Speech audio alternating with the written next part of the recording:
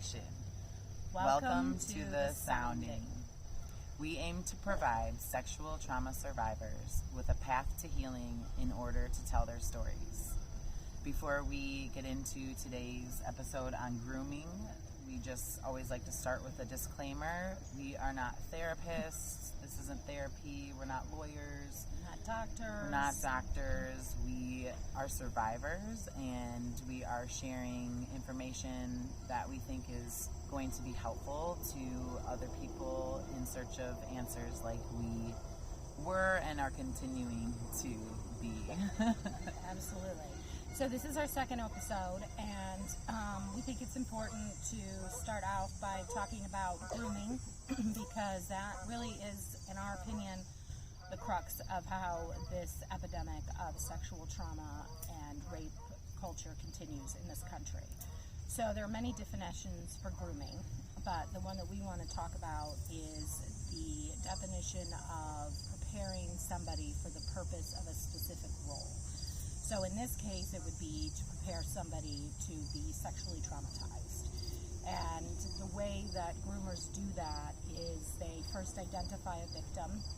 Usually they're looking for people that either don't have a lot of parental support or kind of are a little bit outside of social norms, and they then start to ingratiate themselves into their life. So they may be giving them gifts or compliments or paying them special attention. You often see this in a school situation where a teacher will identify a child that doesn't really have a lot of parenting at home. And so they start to give them special attention, and this eventually leads to sexual trauma of some sort. And if a groomer is very good at what they do, the victim won't even realize it's happening. If they're young enough, they will actually take the impact and feel like it's their fault, so they will not talk about it. Because we have such secrecy around this subject in this country specifically, a lot of people are afraid to speak up. And part of our whole plan in starting this, because we're both survivors, because we've both gone after the criminal justice system, is to give people the tools in order to identify first that they've been groomed, and then what's the avenue to stop the predator from doing it again. And we would like to enact laws, or at least help to get laws enacted, where grooming itself specifically can actually be charged criminally. Because right now, you cannot charge anything criminally until the act is done. And at that point, then you have a trauma survivor. So if we all band together and really understand this culture, we believe that we can stop this before it starts. And part of understanding your place in this world of grooming is there's a test out there called the ACE test, which I'll let Shea get into.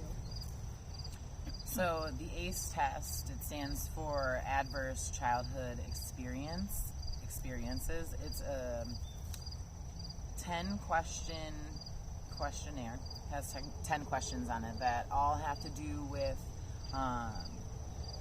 what you went through as a child, and in regards to usually things like abuse, neglect, addiction. So it's it can be a heavy reflection, but we both encourage you to try that test out for yourselves, if you haven't taken it before, to give yourself a baseline, to give yourself an understanding or maybe some answers, and then to give yourself a starting point for your healing journey. I just want to say that our videos are shorter because we want to engage people, but there is a lot of information out there about grooming, the ACE test obviously, and we're talking about childhood grooming specifically because that's what happened to us. However, it is important to note that grooming can happen at any time, like a newly divorced woman who is back in the dating world and doesn't really understand it. In a church, there's a lot of areas that this can happen. So age isn't necessarily a factor, but when it happens at a young age, my belief is that it's just easier then to stay a groomed individual the rest of your life. So the ACE test is a great place. Google some things on YouTube. Certainly ask us questions. We're happy to answer whatever we can. Well, and the truth is, it's not an opinion. It is facts that when you are groomed and you go through sexual trauma, you do become vulnerable. You become vulnerable and an easy target for the rest of your life if you aren't awakened to this. And the healing, yeah. So we want to end each video, again, we're keeping it short and sweet, but we want to end each video with a healing practice that is accessible and something that really is going to be helpful. So since it's the first one, we're just going to connect to our breath. The breath is one of, if not the most quickest way, one of the quickest ways to settle the nervous system. And as survivors, every day we wake up and we are consciously having to move ourselves through these practices from fight or flight into our homeostasis. So we're going to breathe together to practice that.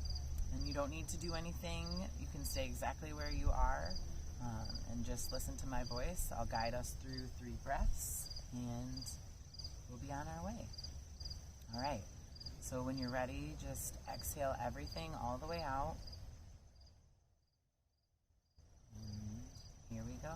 Nice inhale however you want. Exhale however you want. Nice and easy. Again, inhale. And exhale. Last one. Inhale, raise your shoulders.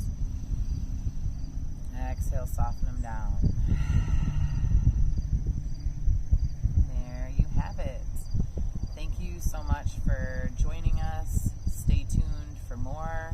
Like us, subscribe, share, because when one survivor speaks, the silence ends. Thank you. Thank you. And put in the comments anything you would like us to talk about. Absolutely.